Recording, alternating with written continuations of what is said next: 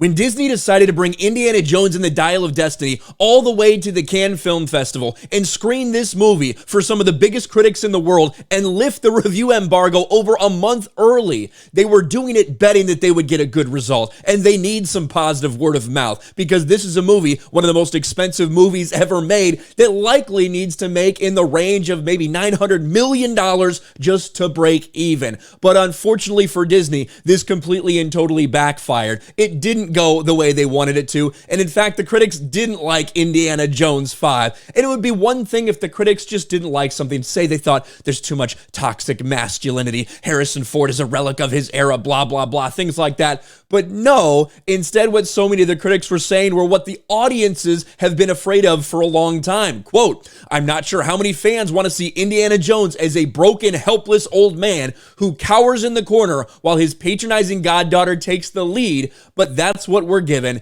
and it's as bleak as it sounds." And of course, the introduction of Phoebe Waller-Bridge's character, since it was announced, people were worried about this because they've seen what she's done in other franchises, whether it's Solo, a Star Wars story, or whether it's James Bond. Whenever she gets involved, whether on screen or off, it seems like all of a sudden there's a major push for a certain type of agenda. And fans have been calling this out since the first trailer we got for Indiana Jones and the Dial of Destiny. This line right here, it's called capitalism.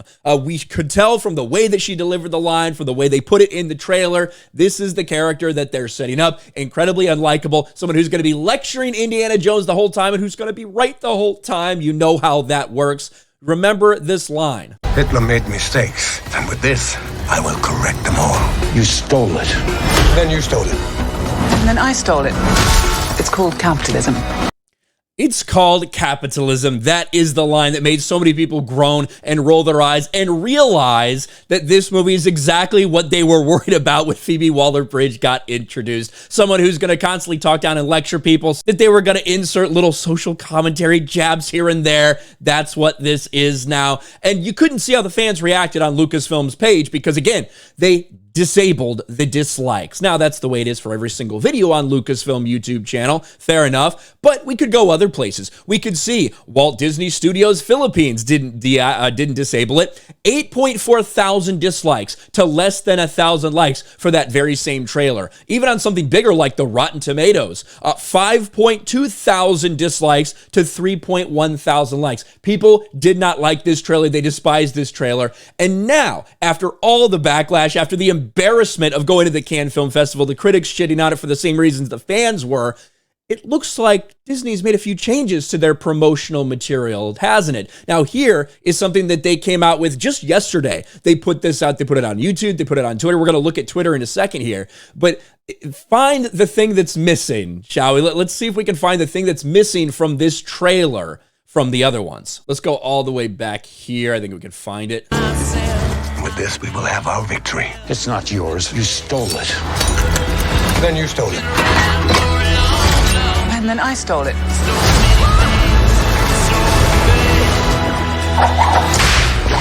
Man, where's that line? Where's our capitalism line? Where did our capitalism line go? Isn't that strange that they decided that they didn't need to put that one in there? Weird, isn't it? It's almost like all the reaction that they saw, they're like, maybe we should cut that out. Maybe people absolutely despise that. And even when you look at, they put this same exact trailer out on Twitter as well, not received all that great. Gonna steal this movie. It's called capitalism. There's Pippa says, terrible. No thanks. I'm more than happy with the existing 3 Indiana Jones movies. I need no more. No Shia LaBeouf. No, Shia's not in this movie.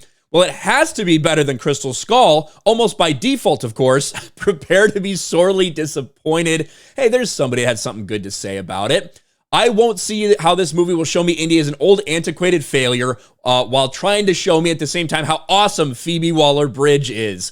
Returns to be constantly browbeaten and upstaged by his goddaughter at the biggest cringe fest of this series.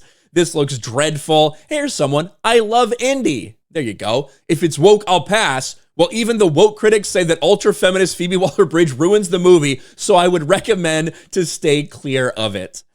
So it looks like all the damage control that they may be trying to do with these little edits here and there to remove these parts that people really fucking hated from these initial trailers isn't working out so well. Now, maybe it's just coincidence that they didn't put that line in, even though it would have fit pretty easily in that little 1-minute trailer snippet. Maybe it's just coincidence they happen to cut it out. I don't think so. I think it's very clear that this was a massive blowback for them. They did not expect this to happen. You don't go to the Cannes Film Festival and screen something like Indiana Jones in this way and open. That's the thing. They lifted the review embargo over a month early. So now we've got 40 days basically of a rotten Tomatoes score, with the critics bashing it for the same reasons a lot of the audiences were worried about this movie. What a nightmare for Disney and for Lucasfilm. Looks like Indiana Jones 5 might be setting up to be yet another Disney Lucasfilm failure.